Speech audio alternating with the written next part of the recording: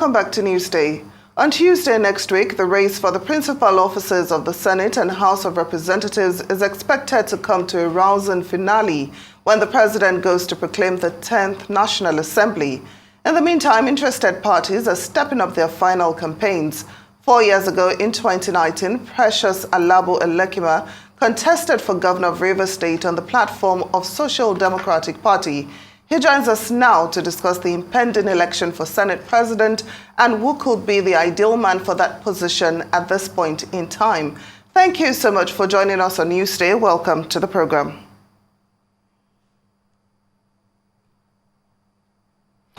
Well, I'd like us to start, on the issue of zoning and anointing of candidates to lead the Senate, as it's been done by the ruling party. What's your take on that? Well, my take on that is that Nigeria is very peculiar. People can advance reasons that in the United States and elsewhere, people of same parents can be president, governor, and all that. But see, we're in a very peculiar situation. And because our electorates are not very informed, so you find that at most times, the kind of ability of the persons is not taking the front step. Rather, what you have is issues of religion, issues of ethnicity takes place. But in this situation we're in a very peculiar situation. And we need first the balancing of the system so that forget about 1%, 2% who think they understand, but we should think about the greater number of people who are in the villages and interiors who don't understand. And so I am not going to support that there should be a president in the executive arm from the southern part of Nigeria. You have the judiciary also headed by a southern person. And then you have the National Assembly being headed by another southern person. I don't want to buy the idea, oh, it happened to you last time, it happened this, but this is a peculiar election. And this is an election where a lot of the youths are so informed, and a lot of the youths are feeling that what they wanted is not what they are having. So we're in a different time that the Labour Party will come up, and the Labour Party was almost squaring up with all the parties who's been for dozens of years. And so we do need somebody who first, balancing of the geographical zone, so if a northern candidate emerges as the head of the National Assembly, then we can see that there is proper separation of powers in reality outside the separation of powers that has been set up by the Constitution.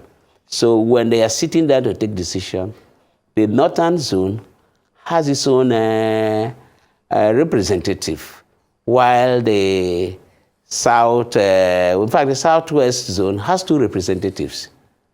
So as far as I'm concerned, the rest of the south can share on what the southwest has, and let the north has 1 person.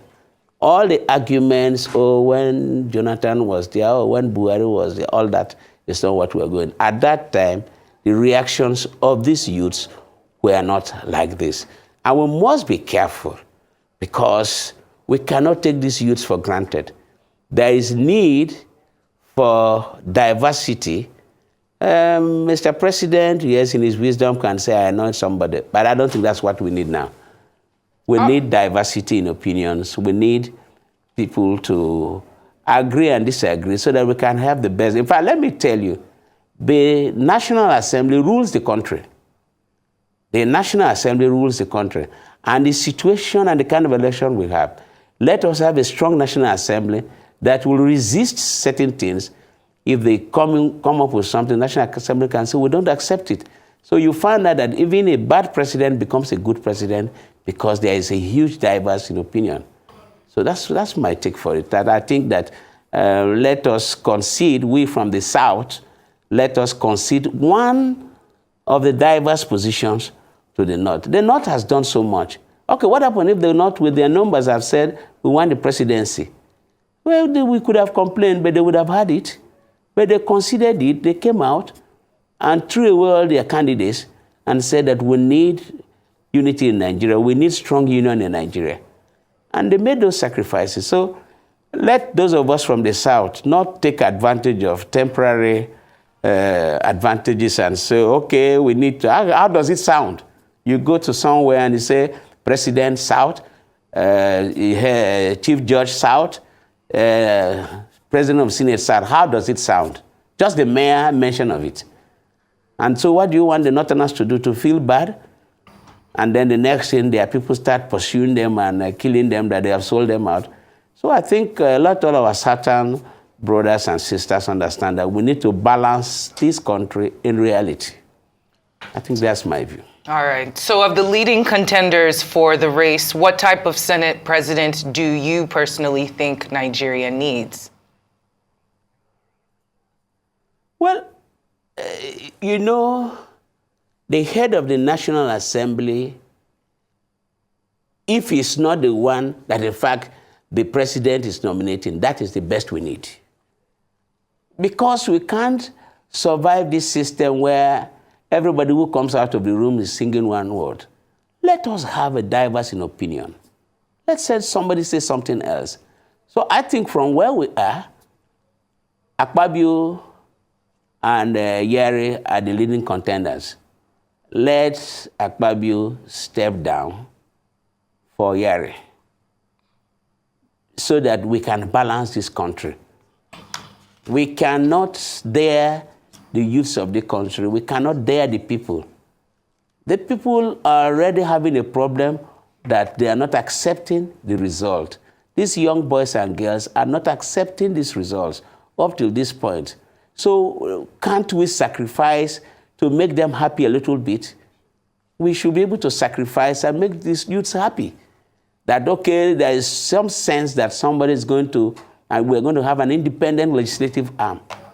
And let it be that whatever thing they think that is wrong with the presidency and all that, assuming, they could be rest assured that, okay, if the president comes up with something, there will be a strong National Assembly to resist it and all that. And then we're going to have a bipartisan National Assembly and also a strong National Assembly that can stand up to be like a check on the presidency. So I think that the northern candidate, if it is Yeri or any other person, but I can say that let the Southerners be mature to leave this position.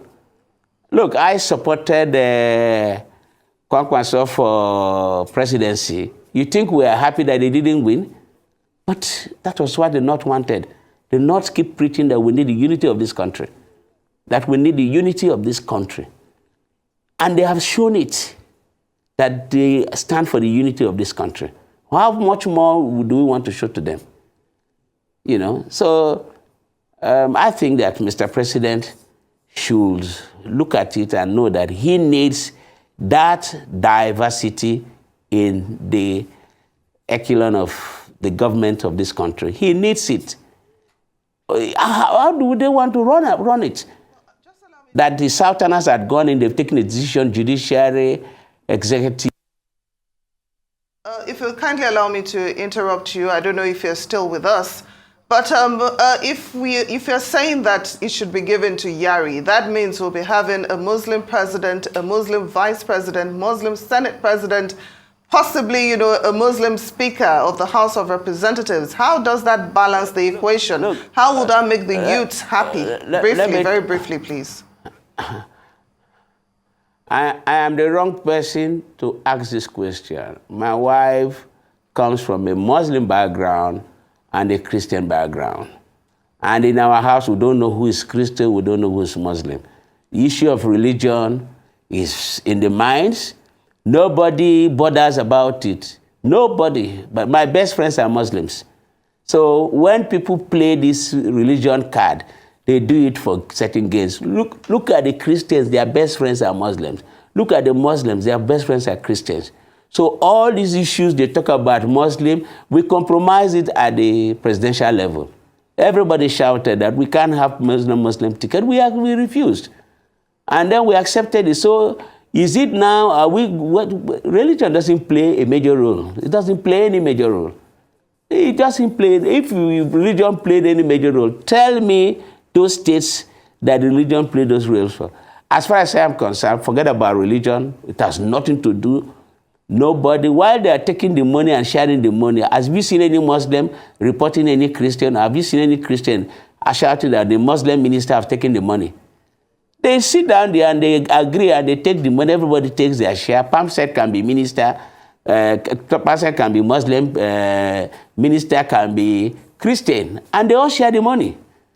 It is the students that suffer. So nobody should discuss religion. It has nothing to do with this matter.